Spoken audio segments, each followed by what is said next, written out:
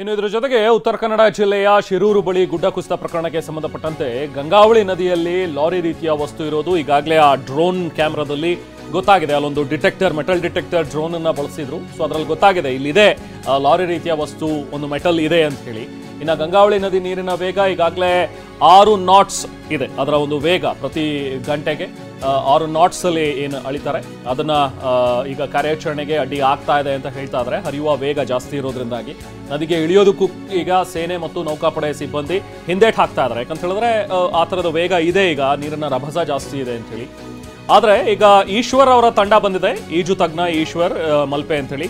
6 ನಾಟ್ಸ್ನ ವೇಗ ಇದ್ರೂ ಕೂಡ ನಾವು ಕಾರ್ಯಾಚರಣೆ ಮಾಡ್ತೀವಿ ಅನ್ನುವಂಥದ್ದನ್ನು ಅವರು ಭರವಸೆ ಕೊಟ್ಟಿದ್ದಾರೆ. ಸೊ ಹಾಗಾಗಿ ಈಗ ಈಶ್ವರ್ ಅವರ ತಂಡವನ್ನು ಕೂಡ ಸ್ಥಳಕ್ಕೆ ಈಗ ಕರೆಸಿದ್ದಾರೆ. ನದಿಯಲ್ಲಿ ಲಾರಿ ಇದ್ರೆ ಅದನ್ನು ಹೊರತೆಗಿಬೇಕಾಗತ್ತೆ. ಸೊ ಫಸ್ಟು ಅಲ್ಲಿ ಇದೆಯಾ, ಒಳಗಡೆ ಏನಿದೆ ಅನ್ನುವಂಥದ್ದನ್ನು ನೋಡಬೇಕು. ಲಾರಿಯಲ್ಲೇ ಚಾಲಕ ಏನಾದರೂ ಇದಾನ ಅಥವಾ ಚಾಲಕ ಎಲ್ಲಾದರೂ ಸೇಫ್ ಆಗಿದಾನ, ಇದ್ರ ಬಗ್ಗೆನೂ ಕೂಡ ಇನ್ನೂ ಯಾವುದೇ ರೀತಿ ಖಚಿತತೆ ಇಲ್ಲ. ಸೊ ಕಾರ್ಯಾಚರಣೆಗೆ ನಾವು ಪ್ರಯತ್ನ ಮಾಡ್ತೀವಿ ಅಂಥೇಳಿ ಈಗ ಈಶ್ವರ್ ಮಲ್ಪೆ ಅವರ ತಂಡ ಸ್ಥಳಕ್ಕೆ ಬಂದಿದೆ. ಇವತ್ತು ಬೆಳಿಗ್ಗೆಯಿಂದ ಈಗ ಆ ಕಾರ್ಯಾಚರಣೆ ಕೂಡ ಆರಂಭವಾಗುತ್ತೆ.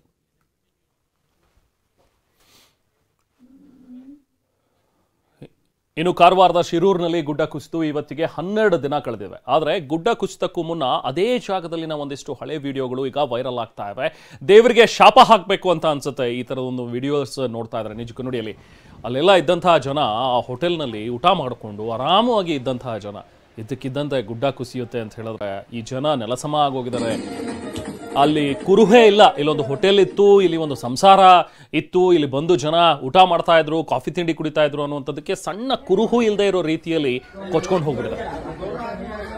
ನೋಡಿ, ಗುಡ್ಡ ಕುಸಿತದಲ್ಲಿ ಮೃತಪಟ್ಟಂತಹ ಲಕ್ಷ್ಮಣ್ ನಾಯ್ಕ ಅವರ ಕುಟುಂಬ ಎಷ್ಟು ಖುಷಿಯಾಗಿತ್ತು. ಅಲ್ಲಿ ನೋಡಿ, ಜಾನುವಾರುಗಳು ಕೂಡ ಇವೆ.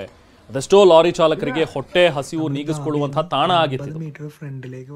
ಈಗ ವೈರಲ್ ಆಗಿರುವಂತಹ ಈ ವಿಡಿಯೋದಲ್ಲಿ ಲಾರಿ ಚಾಲಕರು ಬಿಸಿ ಬಿಸಿ ಅನ್ನ ಊಟ ಮಾಡ್ತಾ ಇರುವಂಥದ್ದು. ಅಲ್ಲಿ ನೋಡಿ, ಮಕ್ಕಳು, ಪಾಪ ಪುಟ್ಟ ಮಕ್ಕಳು, ರೋಷನ್ ಮತ್ತು ಅವಂತಿಕಾ ಅನ್ನುವಂತಹ ಪುಟ್ಟ ಮಕ್ಕಳು ಅಲ್ಲೇ ಆಟ ಆಡ್ಕೊಂಡು ಬೆಳೀತಾ ಇದ್ದಂತಹ ಮಕ್ಕಳು. ಅವು ಗುಡ್ಡ ಕುಸಿತ ಪ್ರಕರಣದಲ್ಲಿ ಅವು ಕೂಡ ಸಾವನ್ನಪ್ಪಿವೆ.